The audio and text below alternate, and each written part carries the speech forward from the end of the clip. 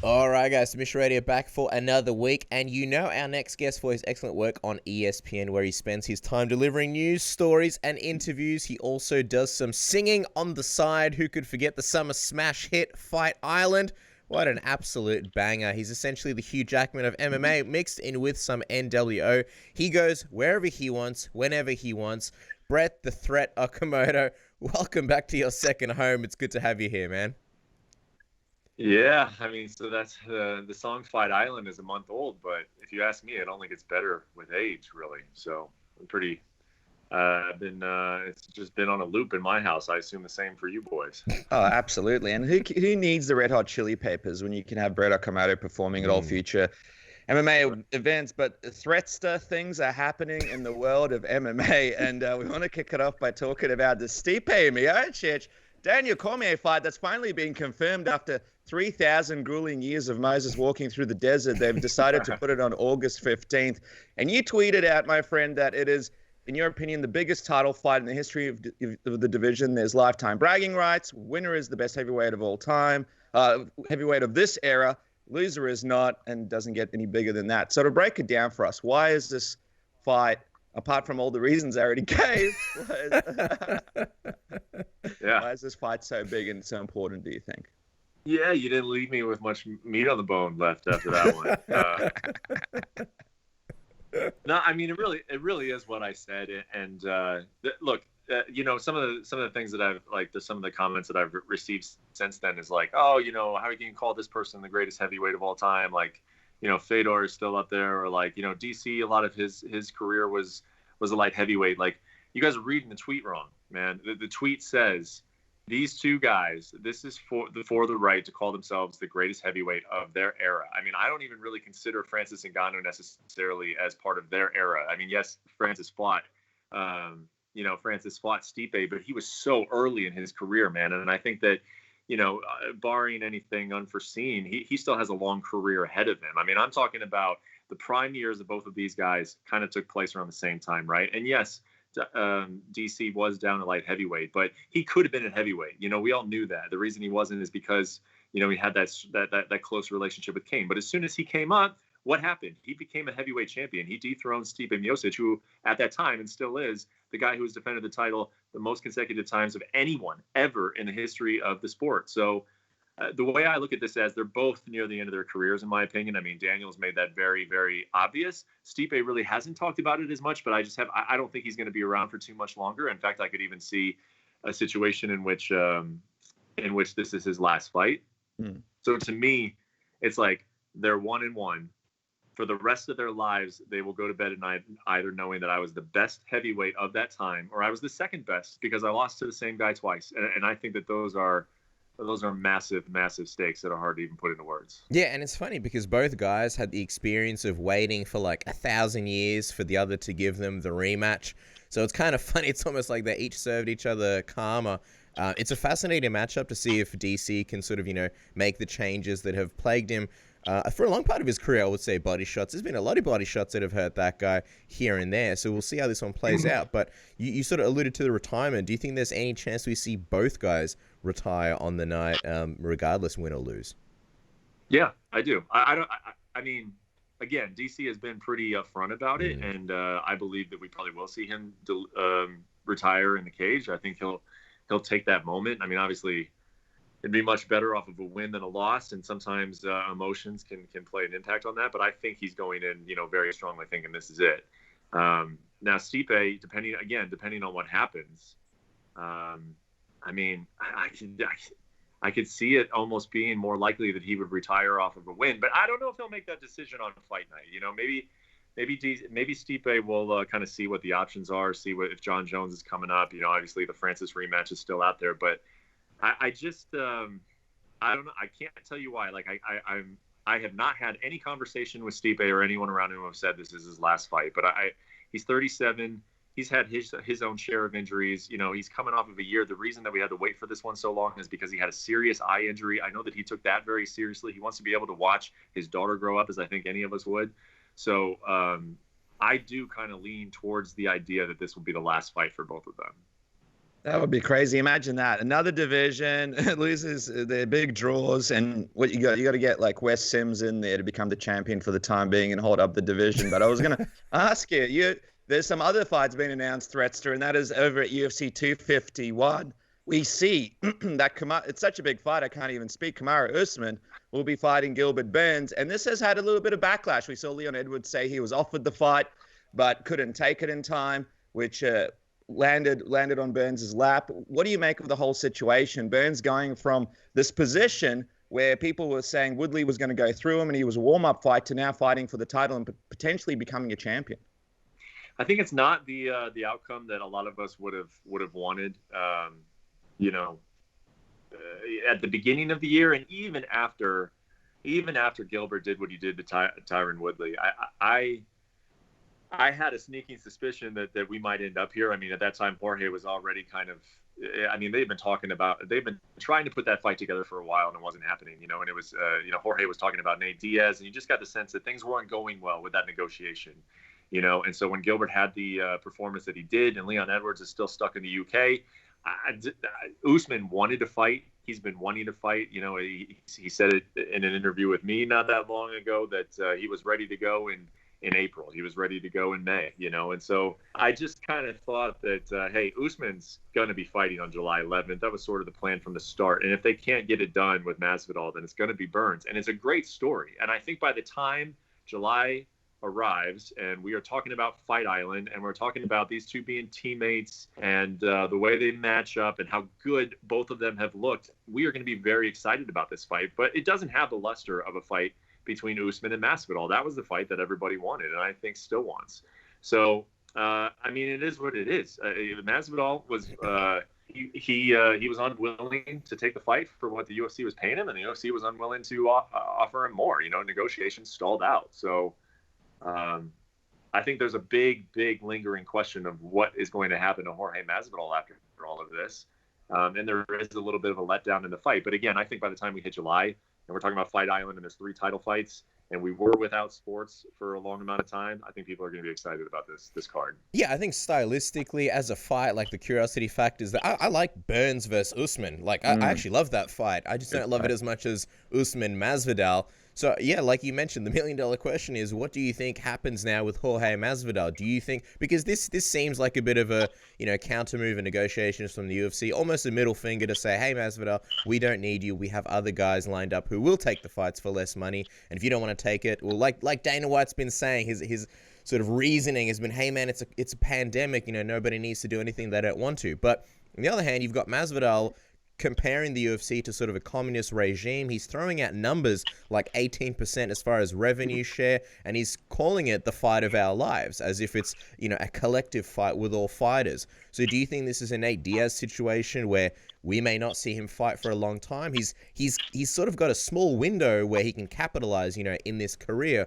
Or do you think maybe it's similar to, say, Colby Covington, who we had on the program last week, and I was saying to Dennis before, where, he was furious with the UFC, and then it sort of happened that he got passed by, and now he's kind of playing ball. Even on our show last week, he said, "I'm willing to play ball." There you go. It's hard to predict what's going to happen next with this. If Jorge has decided that he is taking up this bigger picture goal of drastically changing the landscape of fighter pay, then that seems like almost the path he's going on, right?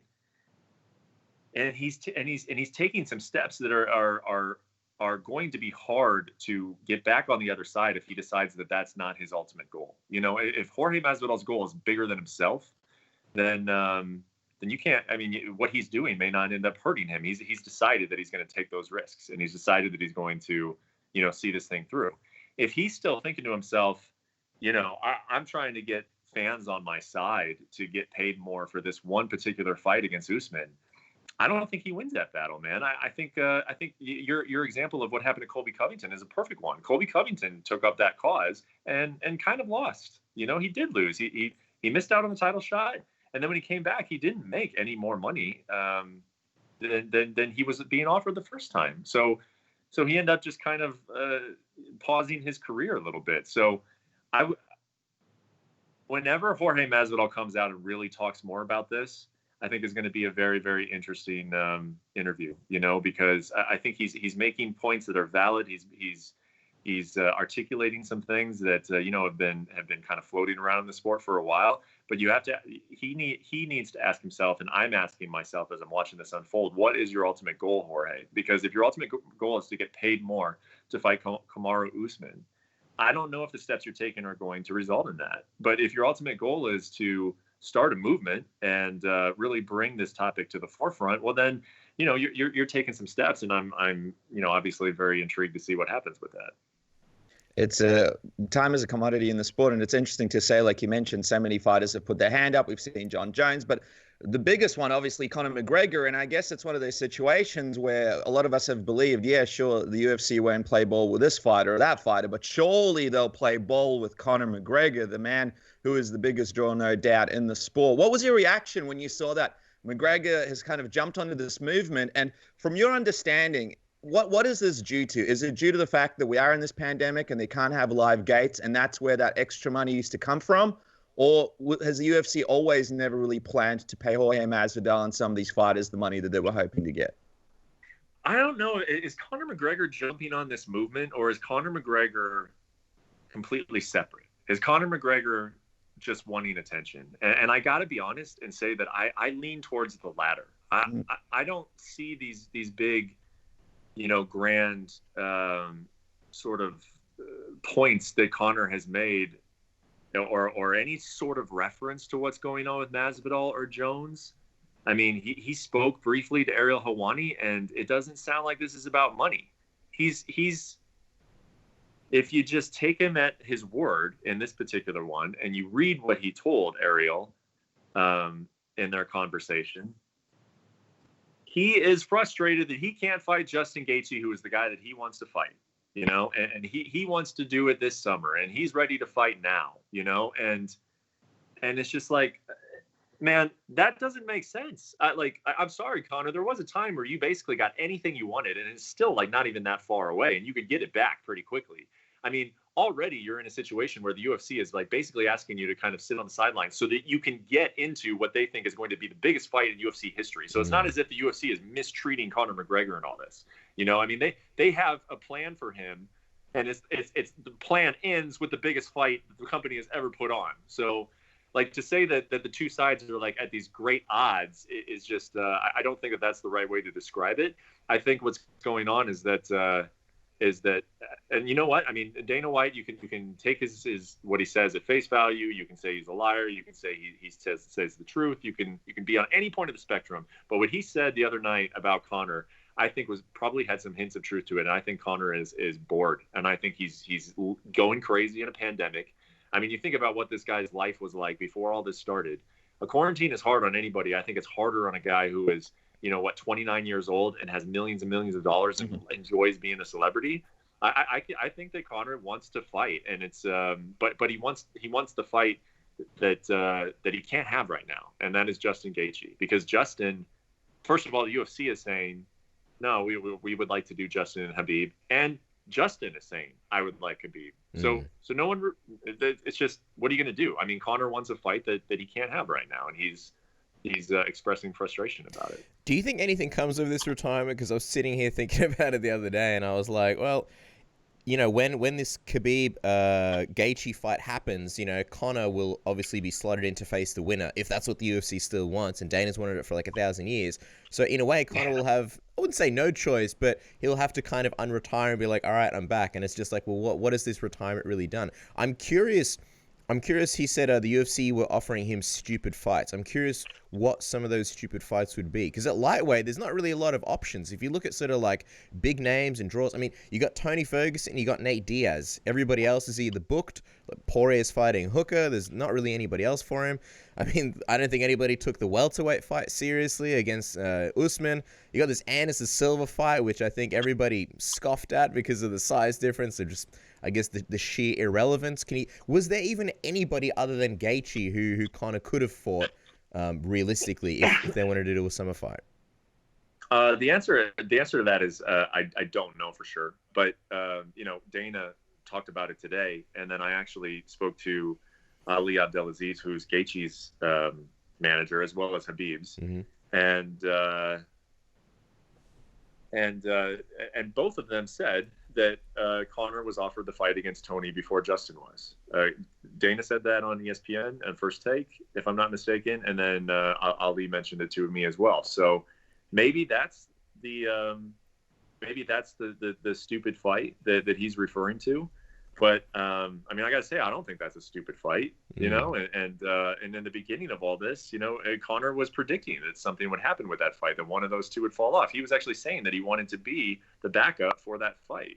And you wonder if the guy who hadn't fallen out would have been reversed, and if Khabib would have been available, if he would have taken that fight in May. You know, he would have gotten a rematch of Conor versus Khabib in May if it had been Tony that had taken out and not Khabib. So again, long way of saying I don't know the answer to that, but he did say that he was offered stupid fights, and you've got two people saying that he was offered a fight against Tony Ferguson and didn't want to do it.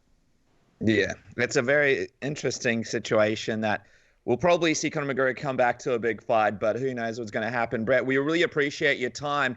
As we wrap up, probably the most important question of the entire interview, we know the remix is coming, Fight Island Part 2 with DJ Khaled. We're not asking for much, but is there a spot to play some drums or maybe dance in the background from the boys from Down Under, the boys from Submission Radio? Oh, we will find something for both of you to do. Absolutely. Yeah. I mean, send me sort of your musical talents, and if those don't go far, send me, you know, just any forms of entertainment value you can bring to the show, and we'll make this happen. Just pull up the last 5 intros we did for you, Bret. There's your entertainment value right there. Just think of good what on the tambourine. We would make beautiful magic together on stage, Bret. I'm just saying. If nothing else, I mean, I think that the mic is yours to announce, you know, the Fight Island crew who's about to come on. Oh, here we go. He's already getting us off the song. We haven't even started yet. He's already kicking us off the song. Unbelievable. Of course, the man is one of the best in the game. You can follow him at Okamoto of ESPN on Twitter for all the latest developments. One of the nicest guys out there. Bret, thank you so much for joining us. Can't wait to be a part of the smash hit coming this summer. I love it. Good talking to you guys. We'll see you. Thanks, Bret. Bye.